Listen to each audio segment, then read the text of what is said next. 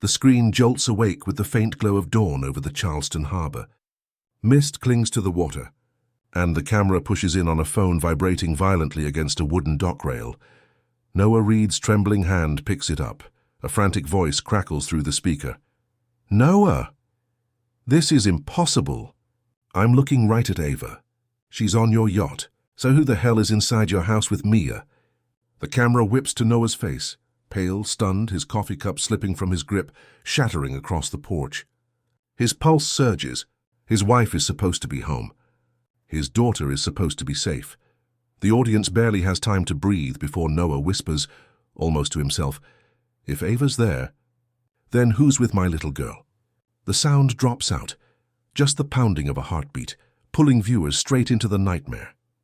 The crash of porcelain still echoed in Noah Reed's ears as he stood frozen on the porch, shards of the coffee cup glittering across the wooden steps like broken promises. The morning sun had finally begun to pierce through the Charleston mist, painting the red brick walls of his house in warm gold. It should have been a perfect day, oak trees swaying gently, birds scattering across the sky, but inside Noah's chest was a tightening knot he couldn't shake. He forced himself to breathe, to pretend, if only for a moment, that everything was normal. Stepping inside, the scent of toasted bread and fresh brewed coffee filled the kitchen. His wife, Ava, moved gracefully between the counter and the stove, her brown hair pulled back, her movements calm, as if no storm lurked outside these walls. At the dining table, Mia sat cross-legged on her chair, crayons scattered everywhere, her small hands smudged with blue and green. She looked up at him, eyes wide, innocent. "Daddy, can you help me with the rainbow?" she chirped, holding up her drawing. Noah's throat tightened. He crouched beside her, managing a smile. If only I could freeze this moment forever, he thought. The warmth of her little hand against his, the way Ava hummed softly as she buttered the toast. This was the life he'd always wanted. A safe harbor. Her family. But behind the fragile peace was a storm already brewing. The call still echoed in his head. Ava on the yacht. Then who had been inside their house with Mia this morning? He studied Ava's face as she turned toward him, her hazel eyes warm but tinged with fatigue. Did she know something she wasn't saying? Or was she too just a pawn in someone else's game? His chest burned with doubt. From the living room, the grandfather clock struck 9, its deep chime reverberating like a warning. Today was not just another day. Today was the reading of Walter Reed's will. The event that had thrown his family into chaos for weeks. Noah's father, Martin, had been pressing him relentlessly, his voice cold and commanding. "You don't belong at that table. Noah, this legacy isn't yours." His mother, Elaine, whispered reassurances, but carried eyes clouded with secrets. And Lucas, his younger brother, lingered in every conversation with a restless hunger, as though waiting to pounce. Noah looked once more at Mia's rainbow, the colors bright and imperfect. If only family could be that simple. Blue, green, yellow, side by side, no one trying to erase the other. He kissed his daughter's forehead, rose and forced a steady breath. On the surface, the morning gleamed with serenity. But deep inside he felt it, the first cracks in the illusion. The kitchen filled with the soft clatter of silverware as Ava set down plates of toast and eggs. The aroma should have been comforting. But for Noah, every sound seemed amplified, distorted like a warning hidden in ordinary life. Across the table sat his father, Martin Reed, already dressed in a sharp navy suit, though the day had barely begun. His posture was military straight, his jaw clenched as though every breath carried the weight of command. Elaine, his mother, moved around him like a shadow, pouring coffee, her hands delicate, her eyes betraying sleepless nights. Lucas entered last. His younger brother had always been restless, a man who carried both charm and envy in equal measure. He leaned against the doorway, scrolling his phone, smirking as if he'd already won a prize no one else knew about. Martin cleared his throat, the sound cutting through the air like a blade. "Don't be late today, Noah. The lawyer doesn't appreciate delays. And neither do I." Noah kept his eyes on his plate, forcing calm into his voice. "I'll be there. But I'm not here to fight over scraps, Dad. I'm here to honor Grandpa." Lucas let out a low chuckle, sliding into his chair. "Honor doesn't buy houses in Charleston, big brother. Legacy does. And Grandpa's empire. It was never meant for someone like you." The words hit like poison wrapped in velvet. Noah's fist tightened under the table, his knuckles pale. He thought of his grandfather's lessons: patience, honesty, the true worth of family. But staring at Lucas's smug face, he felt only heat crawling up his neck. Elaine placed a gentle hand on Martin's arm. "Please," she whispered, "not at the table." But her eyes darted quickly toward Noah, a fleeting glance heavy with unspoken truths. She knew something. She always had. Ava broke the silence, her voice trembling but firm. "Can we just for one morning not talk about the will? Mia is right here." But Mia, innocent as she was busy coloring, oblivious to the sharp daggers flying above her head. Noah pushed back from the table, the chair scraping against the hardwood. He looked at his father, then Lucas, his voice low, steady, but edged with fire. "You may think I don't belong, but Grandpa trusted me, for reasons you'll never understand." Martin's cold stare locked onto him, unflinching, unreadable. Lucas smirked again like a wolf circling prey. The grandfather clock in the hall struck once, echoing through the room. 9:30. A reminder. A summons. Noah's chest tightened. The diabolical storm wasn't coming. It was already here. That night, Charleston's humid air pressed against the windows, and the house glowed faintly with the hum of its smart system. To anyone walking past, it looked like a safe, modern sanctuary. Lights timed perfectly, security cameras blinking like watchful eyes. But inside, Noah couldn't shake the unease clinging to his skin like sweat. He sat in the living room, laptop open, code flickering across the screen. The soft ticking of the grandfather clock was the only sound until suddenly the overhead lights flickered, once, twice. Then every bulb in the house surged to blinding white before plunging into darkness. Noah froze. His pulse hammered. From the kitchen, the refrigerator began to hum louder, unnaturally loud. The front door locks clicked shut on their own, bolts sliding into place like a prison cell ceiling. A low mechanical whir rose from the vents and a faint metallic taste filled the air. The carbon monoxide detector, silent. Noah shot to his feet. "This isn't a malfunction. Someone's inside my system." He ran to the panel near the stairs, fingers racing across the touchscreen, but the commands flickered and vanished. "Unauthorized access denied. Mia?" His voice cracked as he sprinted down the hall. He yanked open her bedroom door. She was asleep, curled with her stuffed rabbit, her chest rising steadily. Relief slammed into him, but it lasted only a heartbeat. Behind him, the smart thermostat beeped.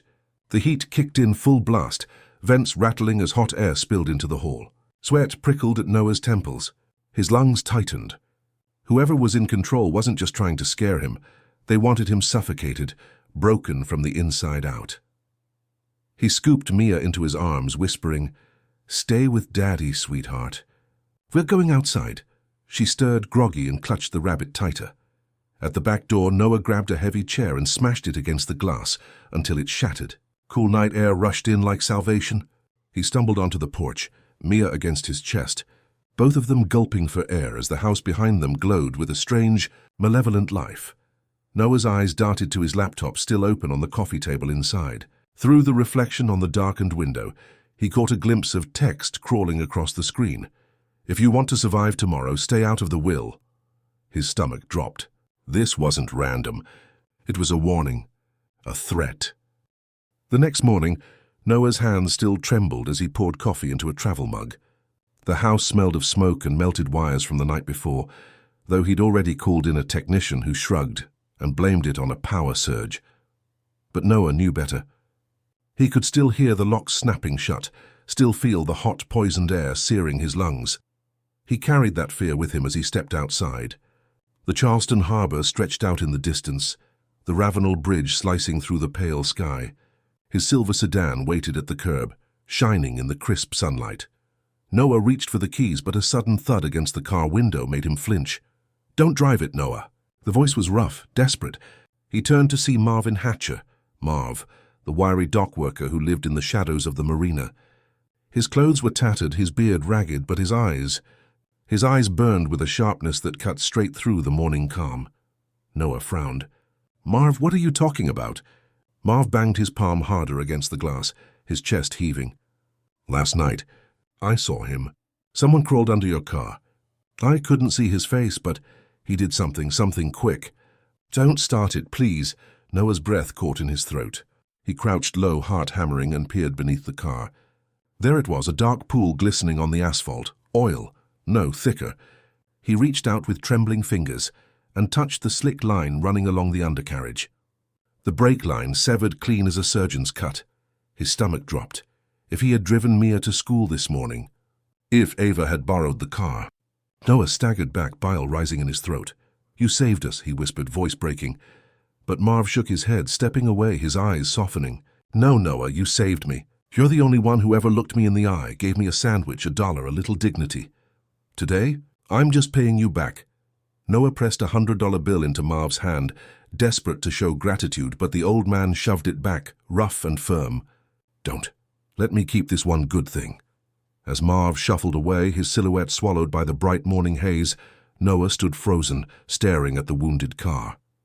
His mind spun with questions sharper than any knife. Who wanted him dead? And wait till on the very day his family gathered for the will. Noah shut the front door behind him, leaning against the wood as though it could hold back the storm pressing at his chest. The words still echoed. The brake line. Someone cut the brake line. The truth clawed at him now. His family's greed had curdled into something far darker. In the quiet living room, sunlight slanted across the hardwood floor, catching the framed photo of his grandfather, Walter Reed Sr. The old man's stern eyes seemed to pierce straight into Noah's soul. The worth of a family isn't money, but how we treat each other. Noah swallowed hard. "If only you could see us now, Grandpa." His phone buzzed. He dialed the one person he trusted beyond doubt, Dr. Priya Malhotra, his closest friend at the ER. She answered groggily but steady. "Noah, what's wrong?" He hesitated, then let the words tumble out.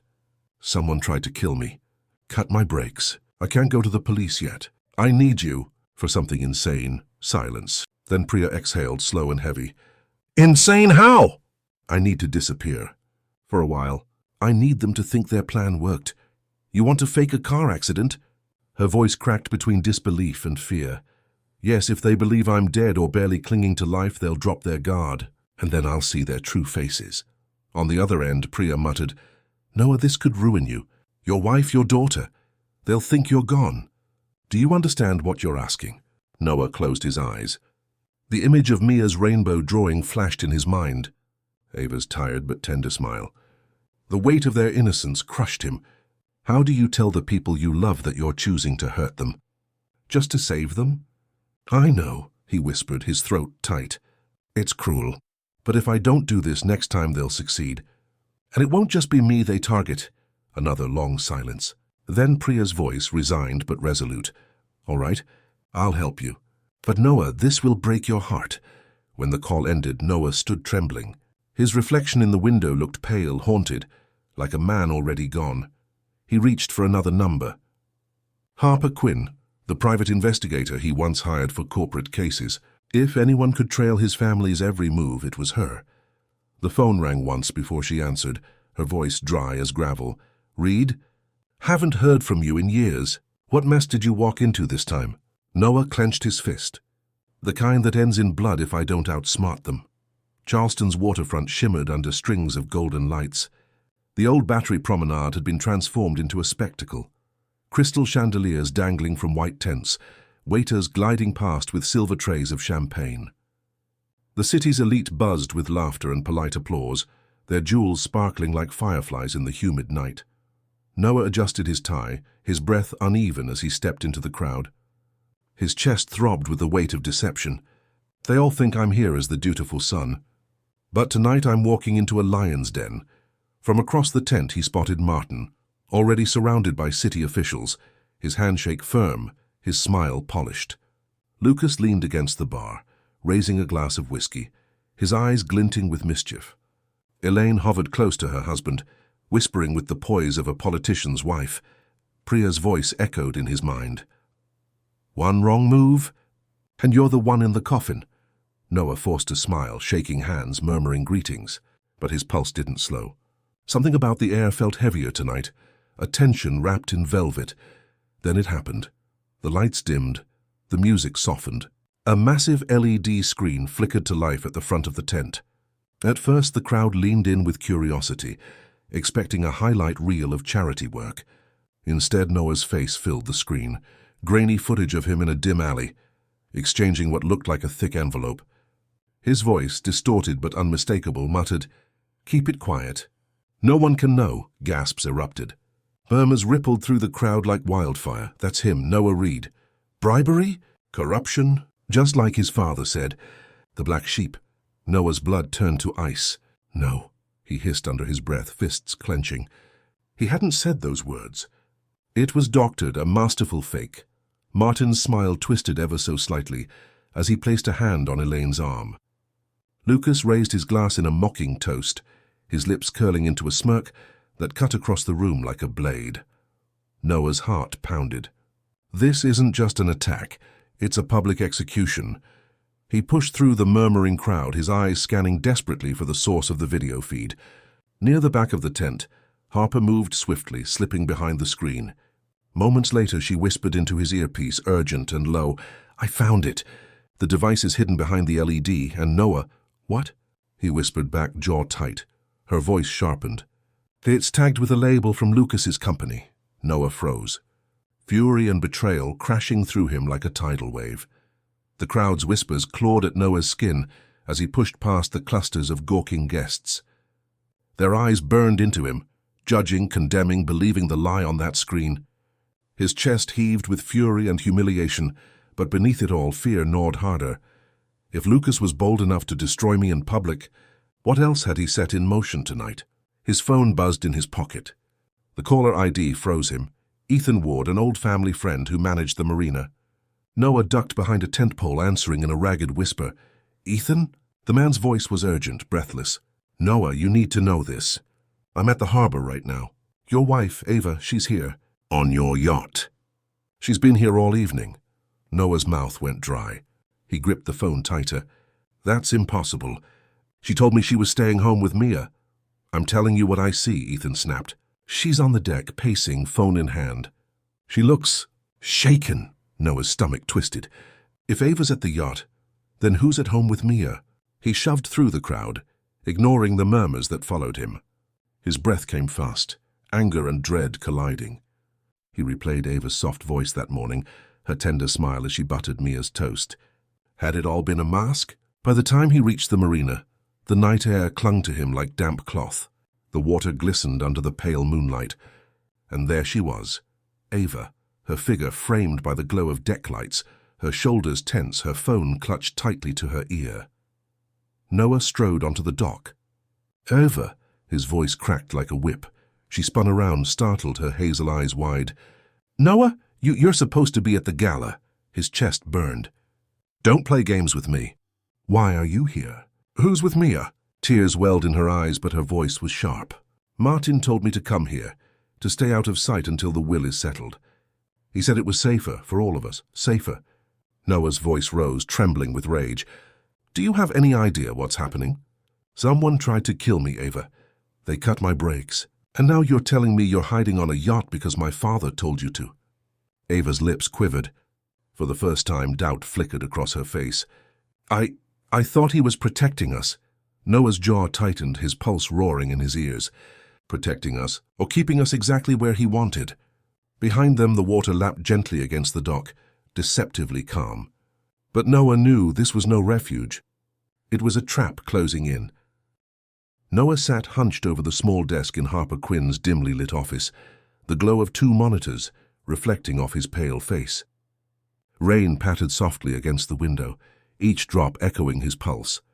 Beside him, Harper typed with surgical precision, her fingers dancing across the keyboard, chasing threads of digital smoke through firewalls and encrypted accounts. "Your family doesn't leave fingerprints," Harper muttered, her eyes narrowing at the scrolling data. "But money. Money always bleeds somewhere." Noah rubbed his temples, exhaustion and anger warring inside him. If Ava was telling the truth, then my father and Lucas weren't just manipulating her. They were orchestrating everything. But to what end? A sudden beep broke the silence. Harper leaned closer, her pupils dilating with excitement. "Found it. Offshore transfers routed through a shell company in the Bahamas. Guess who's the listed director?" Noah's stomach clenched. "Lucas. Bingo." Harper clicked again, pulling up another set of files. "And here's the kicker.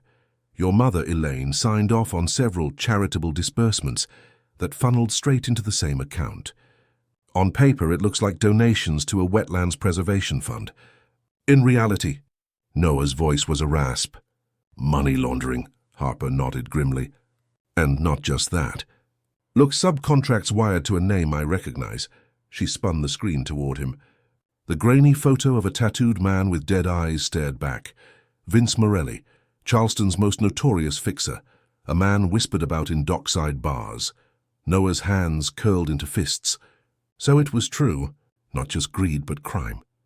Not just betrayal but blood on their hands. He thought of his grandfather's words again, echoing like a ghost. The true worth of a family isn't money, but how we treat each other. His chest burned. Grandpa, they've turned your empire into rot. Harper leaned back, exhaling smoke from a clove cigarette. This is bigger than just inheritance squabbles. They're running dirty money through your family legacy. And someone paid Morelli to silence you before you could uncover it. Noah stared at the streams of transactions, his reflection fractured in the screen. Fear and fury collided inside him. If I go public now, they'll deny it. If I stay quiet, they'll finish me off. There's only one way left. Outsmart them at their own game. His phone buzzed suddenly on the desk. A new message, no name. Just 6 chilling words glowing against the dark screen. Tomorrow the accident must look real. The road stretched out before him like a ribbon of black glass, empty beneath the Charleston moon.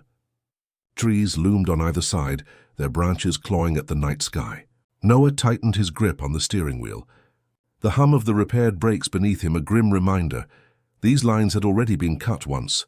Beside him in the passenger seat sat Dr. Priya, her jaw tight, a duffel bag at her feet filled with medical props, IV bags, blood packs, chemicals to mimic trauma. She broke the silence. This is madness, Noah. If anything goes wrong, he cut her off, voice low but resolute. If I don't do this, they win. And then Ava, Mia. They'll be next. Her eyes softened, but she didn't argue. She reached into the bag, pulled out a vial of crimson liquid and pressed it into his palm. Make it look convincing.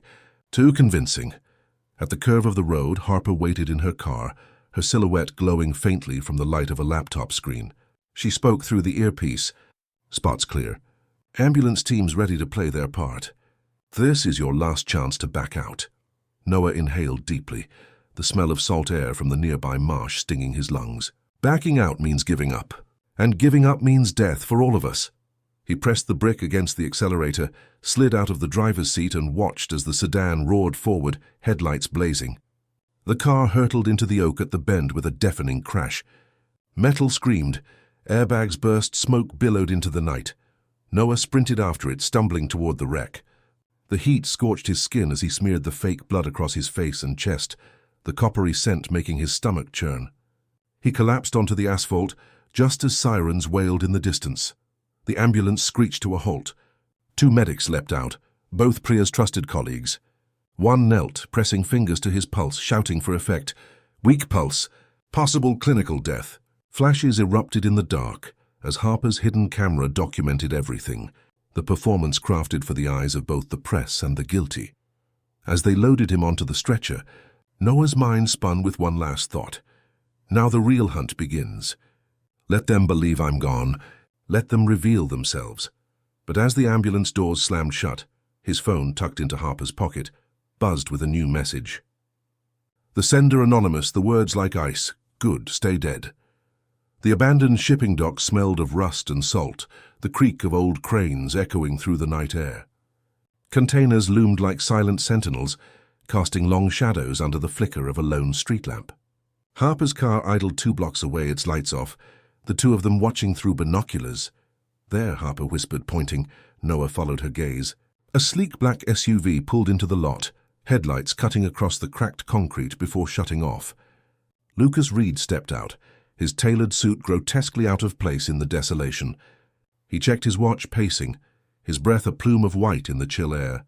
Moments later, another figure emerged from the shadows, a hulking man with tattoos curling up his neck, a cigarette dangling from his lips. Vince Morelli, Noah's stomach clenched. The man who cut my brakes. The 2 men met halfway between the SUV and the shadows. Harper adjusted the mic hidden in her jacket, tuning into the faint hum of conversation. Lucas's voice was sharp, impatient. The job was supposed to be clean, quick, yet somehow my brother's still breathing. Morelli shrugged, exhaling smoke. I did what you paid me for. Cut the lines, neat and tidy. If the fool's still walking around, maybe fate's on his side. Noah's fists tightened, his nails digging into his palms until they stung. Hearing his brother's voice, cold and venomous, shattered something inside him. Lucas, my own blood. Harper glanced at him. Stay calm. We need the words, not a fight. Lucas leaned closer to Morelli, his voice dropping. You'll get the rest once he's gone. But it has to look like an accident, no trails. No suspicion. Harper's recorder blinked red, every syllable captured. Then suddenly Morelli's phone buzzed. He glanced at the screen, then smirked as he answered. Yeah, it's done. Lucas and I just checked in. A pause. Then his gravelly tone hardened. Relax, Elaine. The boy won't be a problem much longer. Noah's heart lurched. Elaine, my mother. The word echoed in his skull, louder than the hum of the dockside generators. His vision blurred with rage and betrayal. Not just Lucas, not just my father. My mother, too. Harper grabbed his arm, her voice urgent. Don't move. We have them. This is bigger than you thought. But Noah barely heard her. His entire world had collapsed into one thought, blazing like fire in his chest. My whole family wants me dead. The conference room at Wallace and Gray law offices gleamed with polished oak and the faint scent of leather. Heavy drapes muffled the Charleston traffic outside, trapping the air inside like a vault. At the long table, Martin, Elaine, and Lucas sat stiff-backed, dressed in muted black as though mourning had suddenly become fashionable. Henry Wallace, the family lawyer, adjusted his glasses, his silver hair glowing under the chandelier. Ladies and gentlemen, he began, we are here to read the last will and testament of Walter Reed Sr. Lucas leaned forward, fingers tapping the table with barely contained impatience. Elaine clutched her pearls, her eyes glassy with practiced grief. Martin wore the mask of patriarchal control, but his jaw twitched whenever Henry's gaze lingered too long. The door creaked open. A hush fell. Every head turned as Noah stepped inside, alive, breathing, his presence a thunderclap in the room of conspirators. His suit was sharp, his face pale but steady, the faint trace of a scar above his brow making him look like a man who had walked back from the grave. Elaine gasped, her hand flying to her mouth. No, impossible. Lucas pushed back his chair, eyes wide, voice cracking. You were supposed to be dead. Noah's tone was calm, but his eyes burned. I know, that was the plan, wasn't it? The room pulsed with tension. Even Henry paused, glancing between the brothers as if measuring the truth in Noah's voice. Noah placed a folder on the table with deliberate slowness. Before you pretend to welcome me back, I suggest you hear what your microphones can't deny. He slid a USB drive across to Henry. With a click, the projector lit up the far wall. Lucas's voice filled the room. The job was supposed to be clean, quick, yet somehow my brother's still breathing. Gasps. Elaine's pearls clattered against the table as her hand shook. Then Morelli's gravelly tone followed. Relax, Elaine. The boy won't be a problem much longer. Elaine's face drained of color, her lips parting in a silent scream. Martin stiffened, his mask of authority cracking. Lucas slammed a fist on the table. This is a setup. Noah leaned forward, voice steady but trembling with restrained rage. No, Lucas, this is justice catching up. The room was chaos, relatives whispering, lawyers frozen, Elaine's sobs breaking the silence. Noah's chest heaved as he looked at the people who had given him life, yet plotted to take it. But before Henry could speak again, the door burst open. Two uniformed officers strode in, their voices cold as steel. Martin Reed, Elaine Reed, Lucas Reed. You are under arrest for conspiracy to commit murder. The news broke across Charleston like a hurricane. Headlines screamed of betrayal, greed, and the once respected Reed family torn apart by conspiracy. Martin, Elaine, and Lucas, paraded in handcuffs under the unforgiving glare of cameras, were no longer the symbols of wealth and status. They had become cautionary tales, but for Noah victory felt hollow. He sat in the quiet of his grandfather's study days later, the heavy oak desk still smelling faintly of pipe tobacco and old books. Sunlight filtered through half-drawn blinds, dust motes floating in the golden haze. On the desk lay a single copy of Walter Reed Sr.'s will, its words etched into Noah's mind. The true worth of family isn't money, but how we treat one another. His chest tightened. "Grandpa, I tried, but they chose another path." The sound of small footsteps broke his thoughts. "Daddy!" Mia padded into the room, her stuffed rabbit clutched to her chest. Her innocent eyes searched his face, worried, as though she still feared he might vanish again. Noah gathered her into his arms, holding her close, burying his face in her hair. "I'm here, sweetheart," he whispered, "and I'm not going anywhere." From the doorway, Ava watched, her eyes brimming. She stepped in, placing a trembling hand on Noah's shoulder. "We lost so much, but we still have us. That's what matters." Noah nodded, though tears burned his eyes. For all the scars, for all the wreckage, he still had the one thing money couldn't buy, love that refused to break. That night, he stood on the porch, the Charleston breeze brushing against his face, carrying the smell of the sea. He looked up at the stars, then straight into the camera of his own thoughts, the invisible audience who had walked every step of this storm with him. "My family tried to kill me over an inheritance," he said softly, his voice raw but steady. "But what they really destroyed was themselves. Greed doesn't just steal money. It steals trust. It steals love. And once it's gone, there's nothing left." He drew a long breath, his eyes shining with resolve. "So if you're listening, remember this. Protect the people who love you, not the things that tempt you. Wealth fades, but family, true family, will outlast every storm."